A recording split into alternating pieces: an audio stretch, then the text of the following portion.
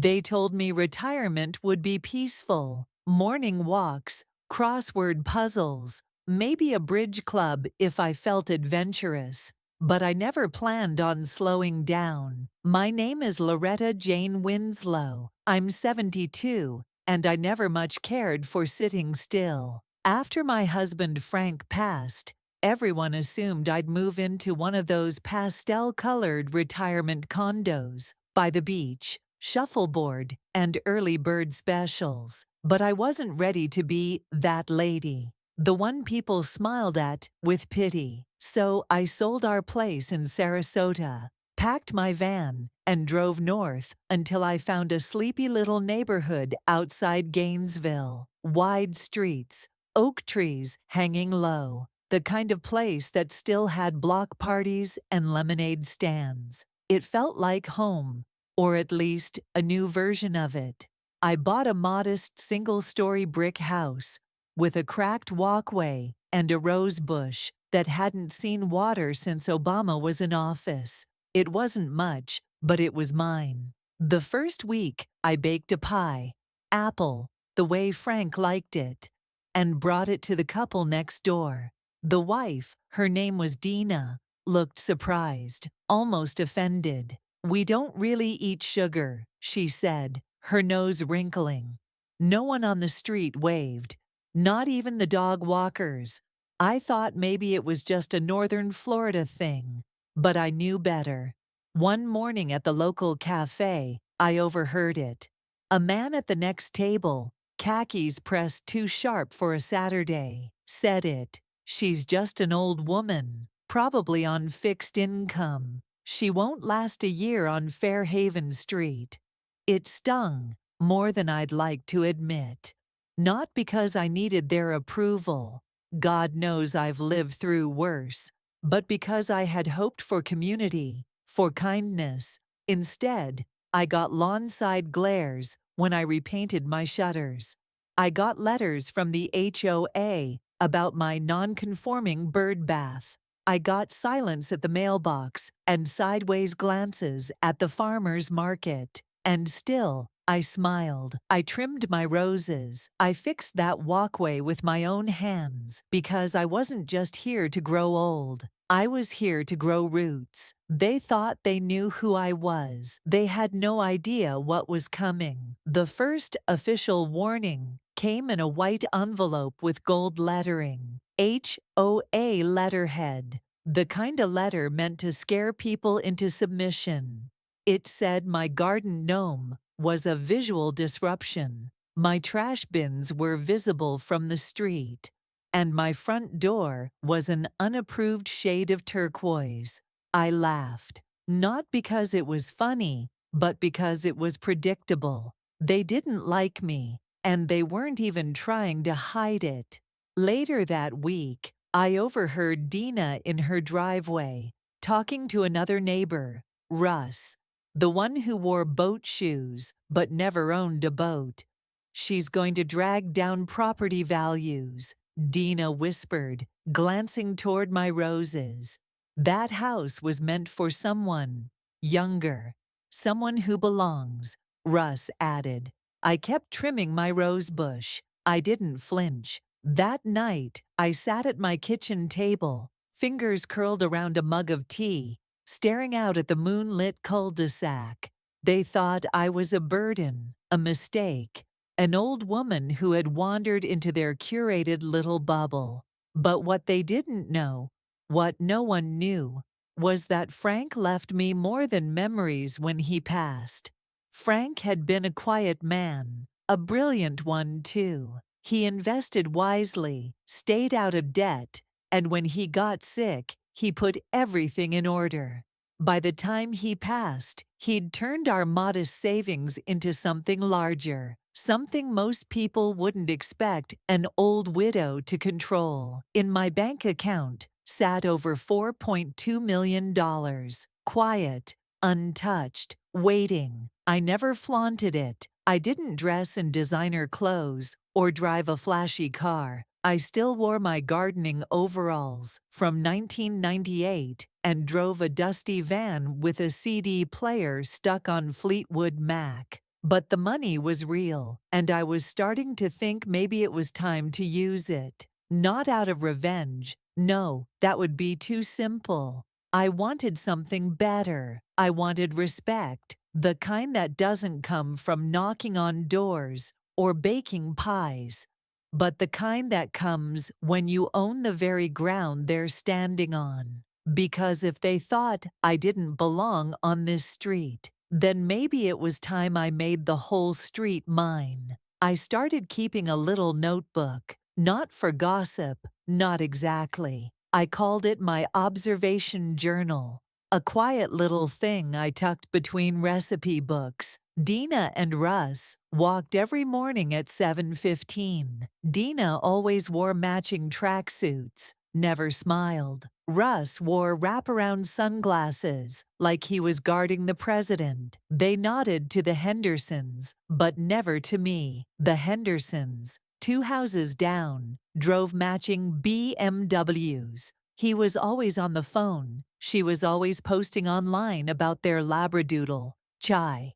She waved once, probably by accident. The bakers on the corner were friendlier, young, new, had a toddler who screamed joyfully every time he saw my gnome. But even they kept their distance once the neighborhood whispers started. I wasn't just the outsider. I was the threat. I tried. Lord knows I tried. I hosted a little brunch on my porch, coffee, orange scones, and a table with a fresh hydrangea centerpiece. No one showed up, not one. When I waved at a few of them walking by, they gave that tight-lipped smile, the kind that says, "We see you. We just don't want to." Then came the cold coffee moment. One Sunday morning, I stopped by the cafe at the end of our street, the Bean Patch, a local spot with overpriced muffins and walls covered in sea turtle art. I stood in line behind Dina. She looked over her shoulder, then leaned toward the barista. "Don't take too long," she whispered. "The lady behind me, she's one of those. She asked to borrow jumper cables last week." The barista looked up, confused. "What's wrong with jumper cables?" "Exactly," Dina muttered. I ordered my coffee. They served it lukewarm. Coincidence? Maybe. But the message was clear. I was a charity case in their eyes, some wandering widow with nothing to offer but aging flowers and out-of-style clothes. So I stopped trying, not because I gave up, but because I'd started planning. I went home, poured that cold coffee into my azaleas, and pulled out the binder Frank had once labeled, "For Loretta, when it's time." Inside were real estate notes, local contacts, property maps. Frank always had a plan. Now I had one too. They saw me as disposable, forgettable, but that binder, that was about to rewrite every assumption they had. The first HOA meeting I attended was held in Russ and Dina's living room. The chairs were too soft, the lemonade too sour, and the smiles sharper than barbed wire. I wore a pale yellow blouse and brought my lemon bars, homemade, still warm. No one touched them. Russ stood at the front, holding a clipboard like he was the commander of a ship too good for barnacles like me. "Let's begin with property violations," he said. "Lot 17, overgrown roses, and a gnome in plain sight." That was my house. Of course it was. No one looked at me directly. They pretended they were talking about someone else. But the message landed with military precision. Also, Dina chimed in with faux concern. "There have been reports of music." "Music?" I asked, raising an eyebrow. "Fleetwood Mac, I believe," she replied, like I'd been blaring death metal at midnight. I smiled. Rumor has it that bands still got fans, especially among those of us with taste. There was a flicker of a laugh from the bakers, quickly silenced. The rest of the meeting was more of the same. complaints disguised as concerns, comments about property values, aesthetic cohesion, and maintaining standards. Every word carefully crafted to exclude me without saying it outright. When the meeting ended, I offered to help clean up.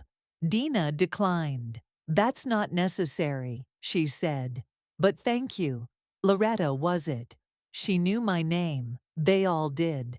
I walked home alone, carrying the full plate of untouched lemon bars. That night, I opened Frank's binder again. He had highlighted a small section of the neighborhood map, 3 empty lots, and a foreclosed house at the edge of Fairhaven Street. With his notes were numbers, financial breakdowns, estimated rehab costs, contact information for a local lawyer named Drew Hammond. I wasn't just mad anymore. I was curious, very curious. I called Drew the next morning. His voice was calm, precise. "Yes, ma'am. Mr. Winslow and I discussed this some time ago."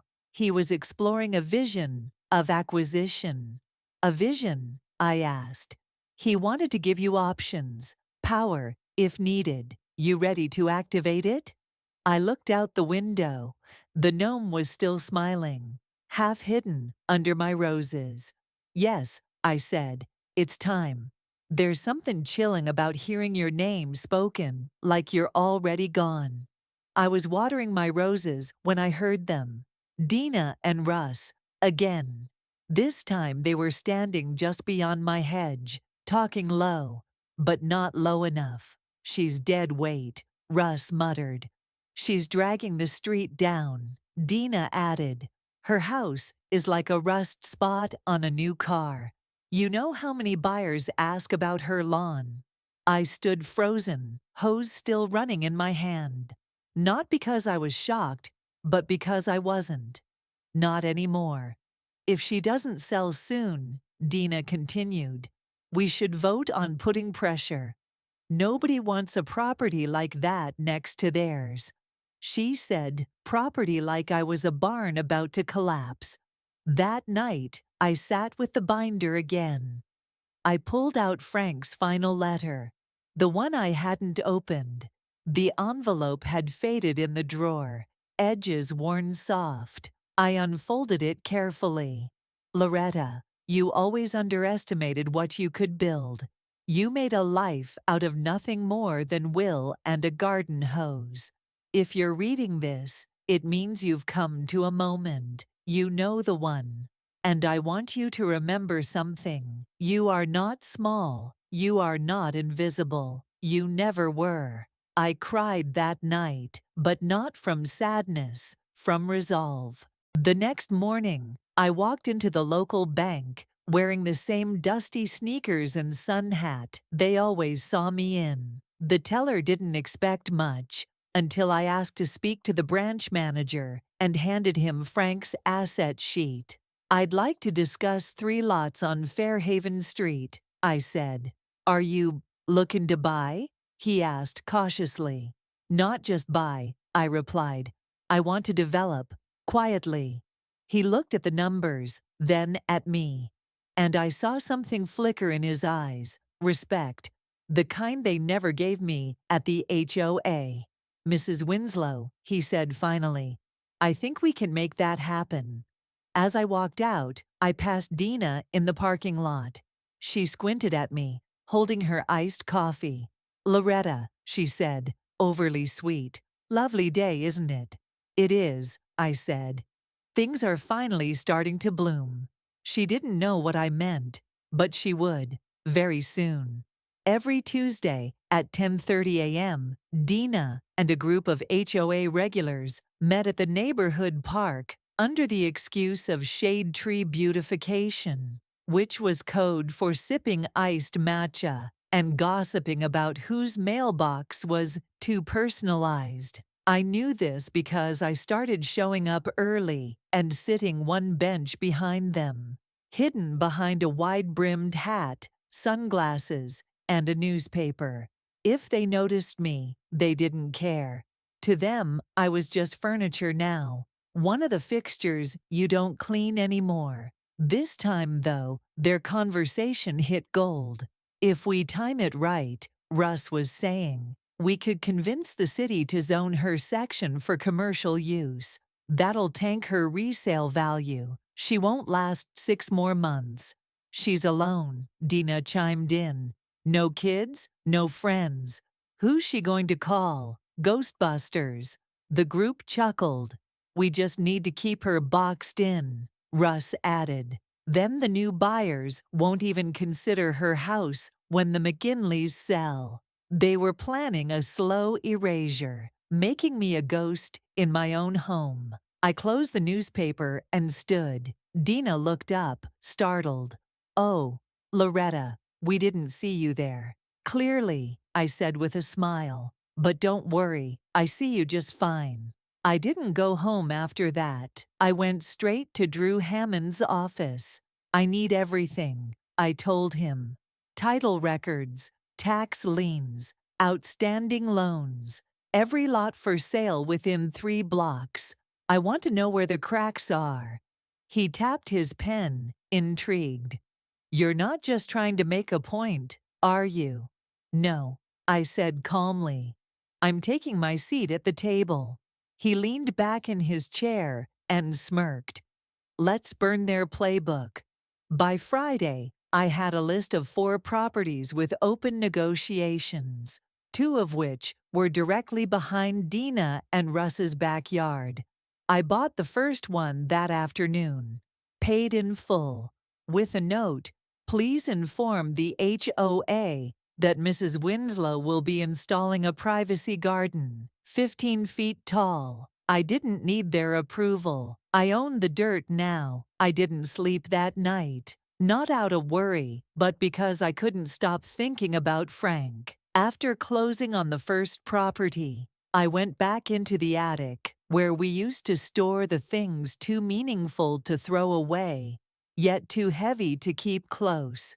That's where I found the box, a worn leather case with brass corners, labeled in Frank's handwriting, to Loretta if the world ever turns cold. Inside were documents, his old journals, property plans, business cards, even letters to potential partners. But what caught my eye was a sealed envelope taped to a folder. On the outside, it said, they may underestimate you. Never join their game. Build your own board. I opened it. My love, they will look at you and see kindness, maybe fragility, but I know better. You built everything we ever had, not with power or pride, but with grit. You are steel wrapped in velvet. If the day comes when they shut the door on you, remember, you can always build a new house, or street, or empire. You don't have to belong to anyone's world. You can make your own. I clutched the paper against my chest and wept quietly, not from sadness, but from the overwhelming certainty that I wasn't alone in this fight. Frank had seen it all coming. He'd prepared me without saying a word. The next morning, I took that energy and bought the second property. The paperwork was smooth. Drew handled everything. The lot backed directly up to Dina's pristine garden. By noon, I had landscapers placing tall hedges on the fence line. At 2 p.m., I saw Dina standing on her back patio, arms crossed, lips pursed. She saw me watching her from my porch. I waved. She didn't wave back. I didn't need her to. That evening, Drew called. The third lot's owner countered, but he's desperate. He's got medical bills. You offer full price. He'll sign by Monday. Done, I said. Send the papers. By the end of the week, I would own 3 properties. Not rentals, not investments. Territory. Dina and Russ thought they were fencing me out. What they didn't realize was that I'd just become their neighbor on all 3 sides. I wasn't boxed in anymore. I was circling. I don't think they ever imagined I'd show up to an open house. It was a Saturday. Clear skies, not a cloud in sight. The McGinleys, an older couple with matching golf visors, had finally put their home up for sale, just a few doors down from me. Dina was already buzzing about it like a fly over pie. I walked over in my floral dress and straw hat. No makeup, no fancy jewelry, just the same old Loretta. Inside, the agent greeted me with a tight smile. "Can I help you?" "I'm here to see the property," I said.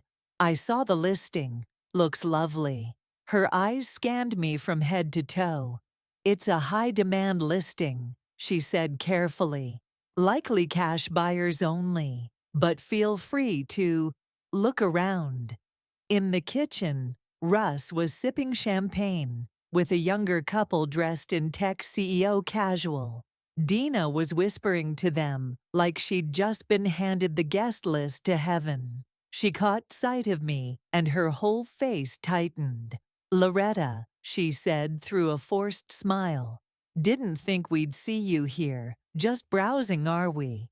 "Actually," I said, "I was considering making an offer." The silence was instant. Russ laughed. "You mean for this house?" "That's right."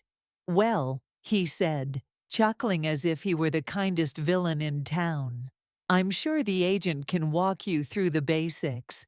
This property's expected to move fast." I nodded. Then I pulled a certified bank draft from my purse. Already made out, already signed, already matched to the asking price. The agent blinked. "Is this full cash?" she asked. "It is," I replied. "No contingencies, immediate close." The room went still. Dina stared. Russ looked like someone had unplugged him from the wall. "I'll take it," I said. "Let me know where to sign." I turned and walked out without waiting for their reaction. As I stepped onto the front lawn, I passed the tech couple. "She just bought it," the agent whispered to them. "On the spot." "Who is she?" the woman asked. I didn't turn around. I didn't have to. Because for the first time in months, the street they thought they owned, it was becoming mine. The morning after I bought the McGinley's house, I walked into the bank again. Same cardigan, same shoes, same quiet smile. But this time, they didn't wave me to the line. "Mrs. Winslow," the teller said quickly. "Let me get Mr. Dalton." Mr. Dalton, the branch manager who used to glance past me like I was there to deposit Social Security, stood and straightened his tie as I approached. "Good morning, ma'am," he said, actually nodding. "We've processed your wire transfer. Everything's confirmed on the McGinley property. And I have to say, congratulations." He offered me a chair in his glass office and poured me coffee. Real coffee, not lukewarm. "If I may ask, Mrs. Winslow," he said, "are you planning a development, expansion? You've acquired 4 parcels in under 2 weeks." I smiled, sipped the coffee. "I'm planning peace of mind." He chuckled, but I didn't elaborate. Let them wonder. We talked about setting up a holding company, something clean and quiet. I didn't want my name plastered over deeds. I wanted discretion, control behind the curtain. "We can create a shell LLC," he said. "Neutral name. You'll retain full ownership. No flags will be raised." "Perfect," I said. "And give it a name that sounds like a landscaping business. Something harmless." He smirked. "Willow and Vane Holdings." "Lovely," I said. "Make it so." As I signed the forms, I caught my reflection in the glass. Same Loretta, same wrinkles, same laugh lines Frank used to trace with his thumb. But something was different. They saw it too. In the cafe, in the HOA, at the open houses. People had stopped calling me that old lady. They started calling me her, in hushed tones, with caution, with curiosity. When I left the bank, Mr. Dalton walked me to the door himself. I noticed the look the receptionist gave me, one of sudden recognition. She still didn't know exactly who I was, but now she understood one thing clearly. I wasn't invisible. Not anymore. Once the LLC was official, things moved faster than I expected. It was like opening a door I didn't even know existed. Suddenly, every agent in town wanted to talk to Willow and Vine Holdings. The first call came from a tired-sounding woman named Clara. "I hear you're buying on Fairhaven," she said. "Got a client desperate to sell a corner lot. Estate sale. No time for repairs. Want to look?" I did more than look. I showed up with Drew, made an offer on the spot, and closed in 48 hours. The second lot came through an email. Foreclosure alert. It was behind Russ and Dina's house. Again. The irony made me grin. I didn't even visit. I sent Drew. "You sure you don't want to walk the land first?" he asked. "I've walked enough around that block," I replied. "I know every inch of it. Just close the deal." By the end of the week, I owned 6 properties, 4 on Fairhaven, 2 along the back lane that looped around behind Dina's beloved garden. I stood in my kitchen and marked them all on a printed map with a red pen. It felt like playing chess with ghosts, and I was winning. The next morning, I planted a new sign in my front yard. Not an HOA, approved one. It read, "Private Landscaping, Construction Pending, Willow and Vine Holdings." I didn't even need a permit. The lot work was minor for now. Just soil testing and a privacy fence going up between my newest parcel and Dina's backyard. By noon, she was on my doorstep. "Loretta," she said, arms crossed. "What exactly are you doing with all these properties?"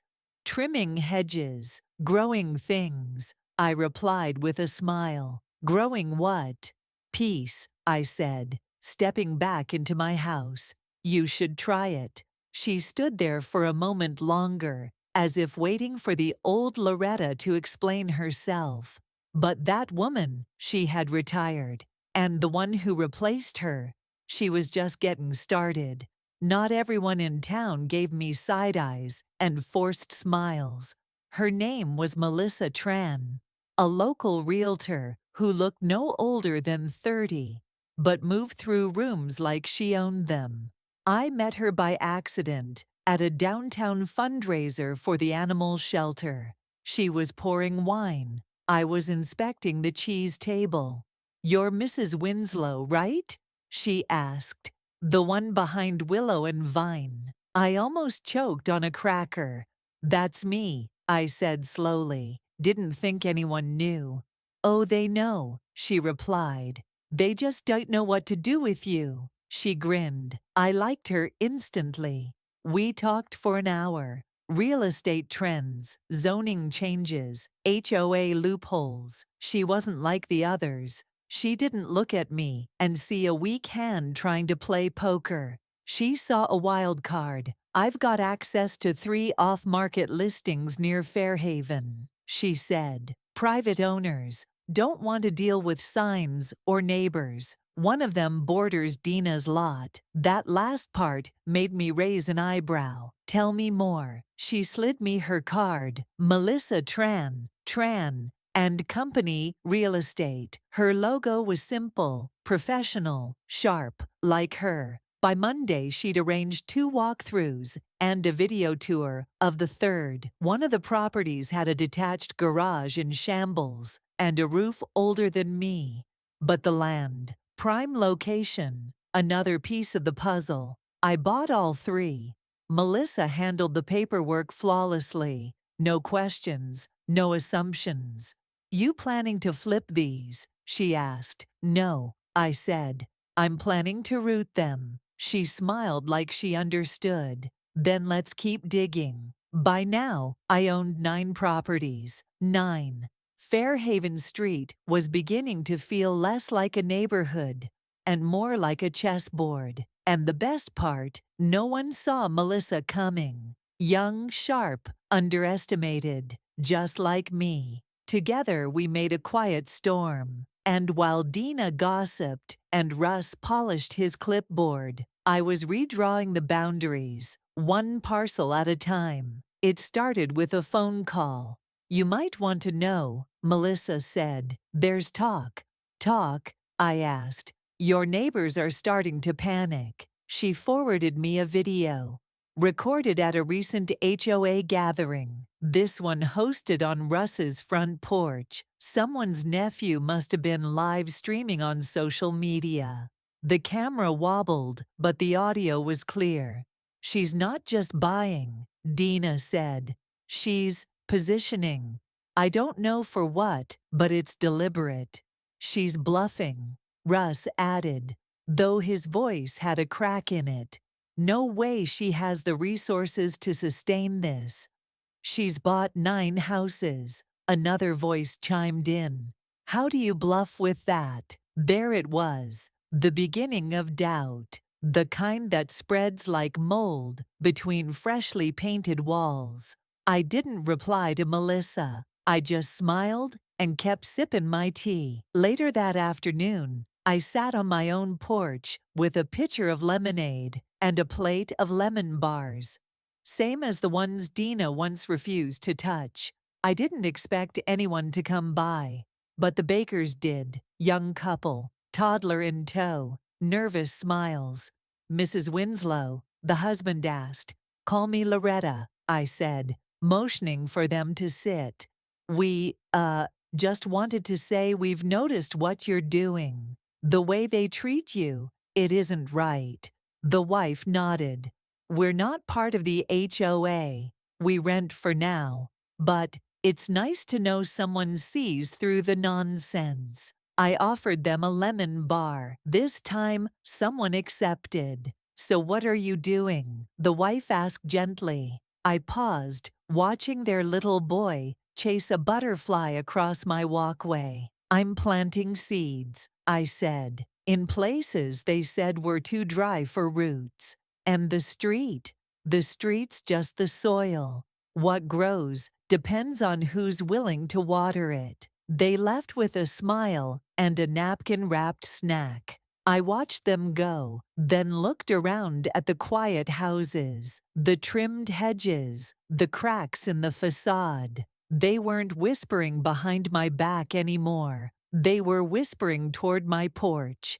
And that meant the tide was shifting. It was a Tuesday morning when the rumor mill kicked into overdrive. Melissa texted me at 9:03 a.m. Just 3 words. "They're losing it."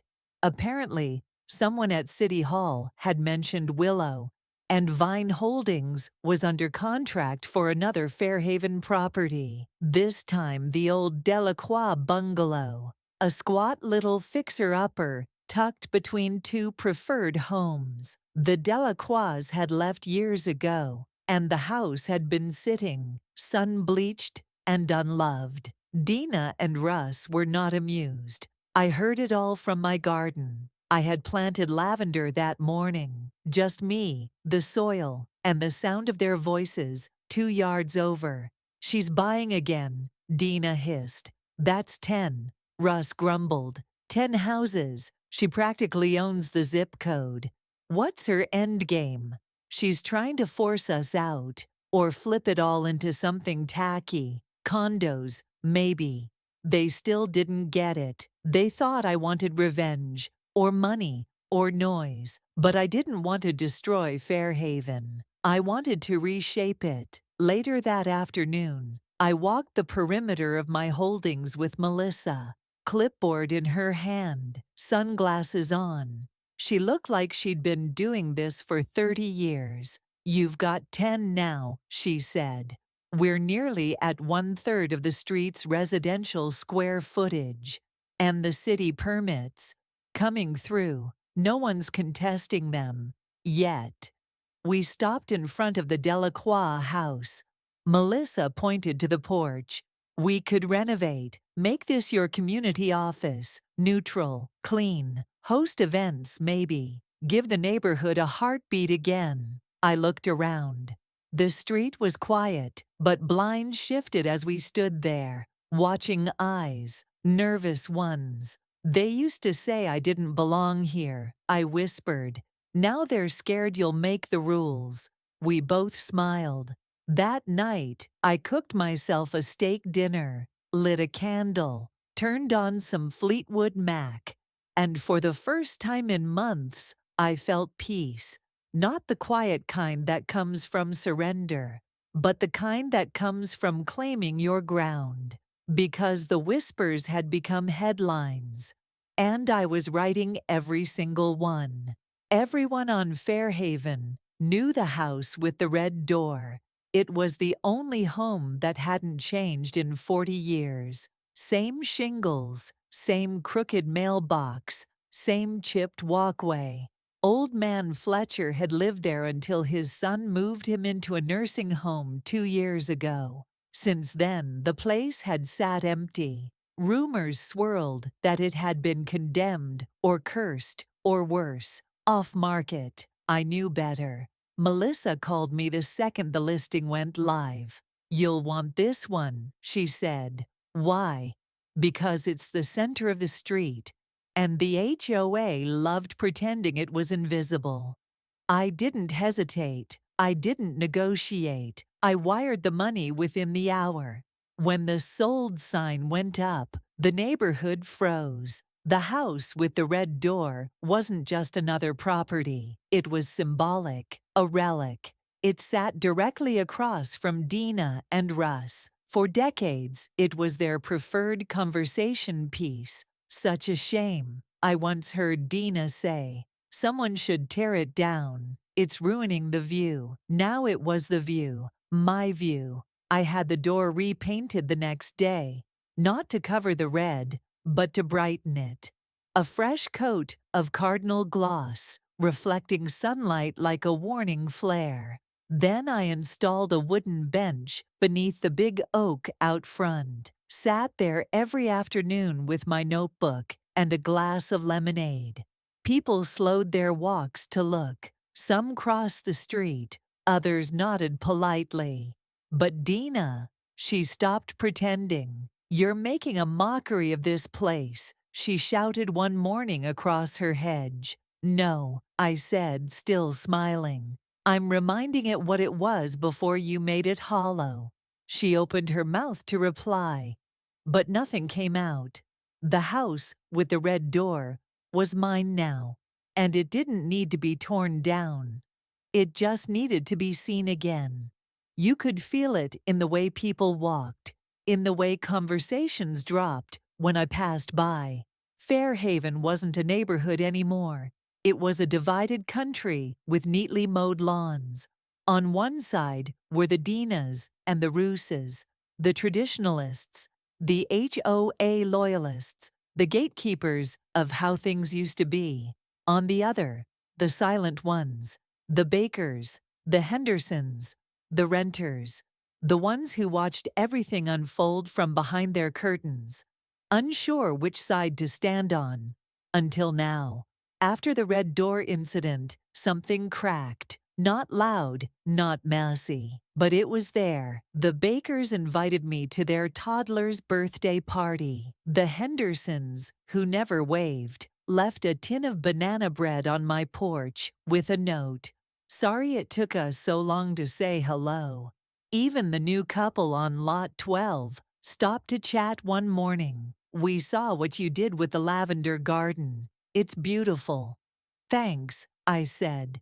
"It's the kind of thing this street used to have, before everyone got so careful."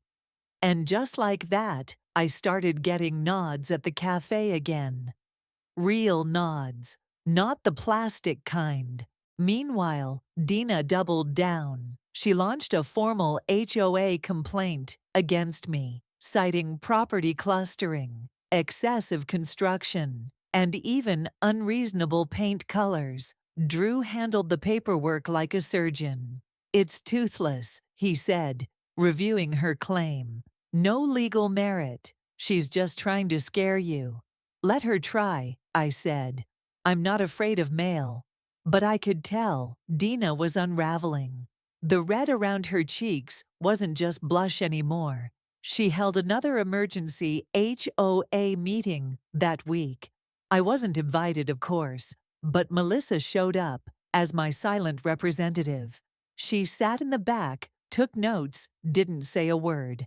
Until Russ stood up and shouted, "We can't let her change Fairhaven." Melissa raised her hand. "Maybe she's not changing it," she said. "Maybe she's fixing it." You could have heard a sprinkler head drop. Fairhaven had drawn a line in the mulch, but this time I wasn't on the outside of it. 2 weeks after Melissa's mic drop, at the HOA meeting, I sent out invitations. Not digital, not posted in the group chat they thought I didn't know about. No, I wrote them by hand.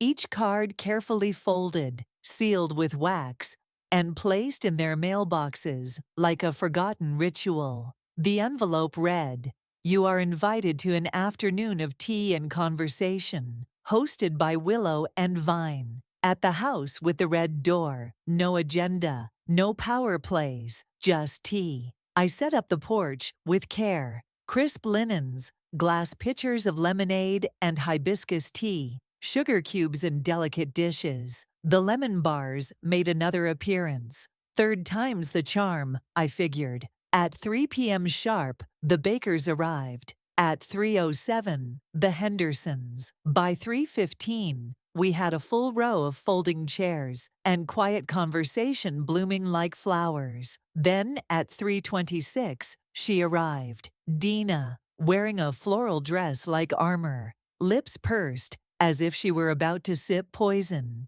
She stood just outside the front gate. "Is this—" "It's a porch," I said. "Not a courtroom. You're welcome to sit." She hesitated, then sat. The tea was poured. The cookies were passed. No one spoke of properties, or fences, or lawsuits. Instead, the Bakers talked about their toddler's obsession with dragonflies. The Hendersons complimented my rose trellis. Even Dina, after a long silence, said, "I'd forgotten how good lemon bars could be."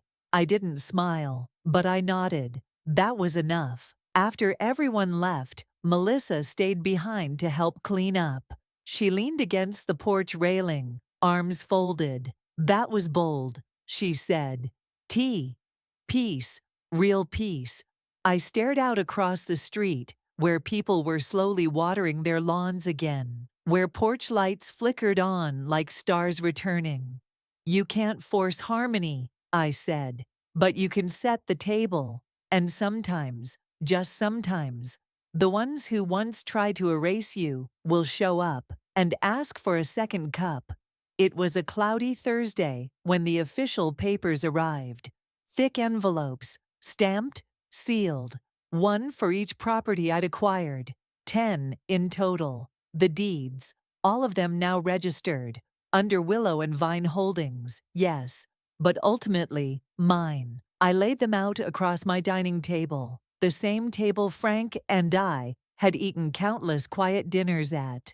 The same one where I once sat, trembling over HOA fines for a garden gnome. Now, the land itself belonged to me. Melissa stopped by that afternoon with a bottle of wine and a grin that wouldn't quit. "You did it," she said, walking around the table like a curator. "You actually bought a third of Fairhaven." "They said I didn't belong," I whispered. "Now they can't even leave without walking past my roses." She raised her glass. "To Loretta, Queen of the Cul-de-sac." I laughed, but there was something deeper beneath it. A calm, a reckoning. Across the street, Russ was pacing his driveway, phone pressed to his ear. He saw me through the window. I didn't hide. He looked away first. Later that evening, Drew called. "You've got leverage now," he said. "If you want to challenge the HOA bylaws, propose reforms, or even dissolve the charter, this is the moment." I looked out at my lavender beds, now in full bloom. Not yet, I said. Let them sit with it a little longer. Let the silence teach them something. Because power doesn't always come through noise or conflict. Sometimes it arrives like a whisper across freshly mown grass. In the subtle way the wind shifts direction. In the pause between resentment and regret. I didn't need their approval anymore. I had the paperwork. And in a neighborhood that worshiped titles and boundaries, I now held the only ones that truly mattered. The flyer appeared on every door the following week, printed on cream cardstock, gold lettering, no HOA stamp. You are cordially invited to the first annual Fairhaven Garden Gathering, hosted by Willow and Vine, at the house. With the red door, all residents welcome. No permits needed, no HOA approval. The bylaws were clear. Private gatherings didn't require clearance. For once, the rules worked in my favor. Melissa and I hired a few local vendors, a food truck with gourmet sliders, a jazz trio made up of retired music teachers, even a face painter for the kids. The bakers offered to help string lights across the tree line. The Hendersons donated folding chairs. By sunset, the street looked alive again. Lanterns flickered in soft hues of amber and rose. Children ran barefoot. Neighbors who hadn't spoken in years laughed over shared plates of barbecue. And there I stood, on the porch of the house with the red door, welcoming each guest by name. Even Russ showed up, stiff, uncomfortable, arms crossed over his chest. But he stood by the lemonade table, listening to the music. And when I passed him a glass, he took it without a word. Dina came last. She wore black, like she was arriving for a funeral. But she stepped onto my lawn, heels sinking into the grass, and offered a tired smile. "This is lovely," she said. "It's real," I replied. "That's what we were missing." She nodded, and that was all. No apologies, no speeches. But when she sat down beside the bakers and asked about their little boy's school, I knew. Something had shifted. That night, as the trio played Blue Moon under a sky littered with stars, I stood at the edge of the yard and breathed it all in. Peace, not the quiet kind they tried to bury me with, the earned kind. The kind you build with every shovel of turned earth, every door you refuse to walk away from. Fairhaven hadn't just changed, it had bloomed. The morning after the garden party, I stepped outside with my coffee and found something waiting on my porch. A single rose, yellow, freshly cut, no note. I looked down the street. Dina's door was closed. Russ's blinds were drawn. The baker's son waved from his tricycle. It didn't matter who left it. I understood what it meant. A truce, maybe even respect. That week, the whispers finally stopped. Not because people ran out of things to say, but because they'd started to see me differently. Not as the woman who didn't fit in. Not as the old lady with too many roses. But as a pillar. Someone who'd outlasted the frost. Who didn't just survive the cold looks and clipped remarks, but grew through them. I spent my days tending the lots, now lovingly called the vineyards, by the baker's toddler who couldn't pronounce gardens. Melissa joked we should make it official. Drew suggested I put together a community council, one not tied to the HOA. Fairhaven needs structure, he said, but it also needs you. I wasn't so sure. I'd never led anything more complicated than a church bake sale. But that's the thing about power. You don't always choose it. Sometimes it arrives because you're the only one who wouldn't abuse it. That Sunday, I wrote a letter to the residents of Fairhaven. I came here not to change the world, but to belong to something gentle. When that was denied, I made space for it. This street was built on quiet pride. Let's return to that, not through rules, but through roots. Signed, Loretta Jane Winslow. Just your neighbor. I placed a copy in every mailbox. No signatures needed. No announcements. Just presence. Because I was never just an old woman. I was the foundation. And Fairhaven finally stood on something solid. It was a Monday morning when the news came through. Melissa showed up at my door, hair a little frizzier than usual from the Florida humidity, but her eyes sparkling. They stepped down, she said, handing me a folded printout. Who? Russ, Dina, the entire HOA board. Effective immediately. I read the memo, simple, cold, formal. Due to changes in neighborhood dynamics and a desire to promote a more inclusive future, the Fairhaven Homeowners Association will be dissolving its current board structure. No apologies, no grand speeches, just a quiet retreat. And in that silence, a new sound emerged. Laughter on porches, children playing in driveways, neighbors talking like neighbors again. Fairhaven was finally breathing. Later that week, Melissa helped me host a town hall. Informal, potluck style. No agendas, just ideas. We sat in folding chairs, under twinkling lights, and talked about what the neighborhood could be. Not the version locked in outdated rules, but the one rooted in care. Gardens in empty lots? Monthly street dinners. Tool sharing program. Every voice mattered. Even Russ showed up. Sat in the back, sipping lemonade. He didn't speak, but he nodded when others did. Dina didn't attend. But a week later, she left a bouquet on my porch. Lavender and white roses. No note, didn't need one. I was no longer a guest on Fairhaven Street. I was Fairhaven Street. The Red Door House now served as a shared space. Part reading room, part garden hub. I called it the Vine House. Nothing fancy, but full of warmth. And every time someone asked how I did it, how I turned a neighborhood that once ignored me into one that thrived, I said this: power isn't always loud. It doesn't wear a name tag or carry a gavel.